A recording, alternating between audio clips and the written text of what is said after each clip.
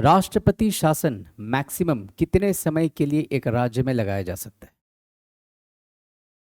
कितना टेन्योर हो सकता है? कितने लंबे समय तक आप एक राज्य में राष्ट्रपति शासन देख सकते हैं? बताइए।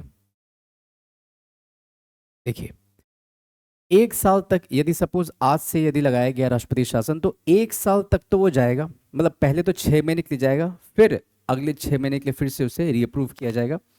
यानी 1 साल जब राष्ट्रपति शासन लगे हुए किसी राज्य में हो जाए, अब 1 साल से यदि ज्यादा उसे एक्सटेंड करना है तो दो बातों का ध्यान वहां पे रखना पड़ता है।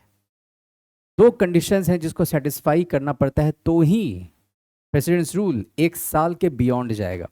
पहला कंडीशन कि नेशनल इमरजेंसी लगा होना चाहिए, आर्टिकल 352।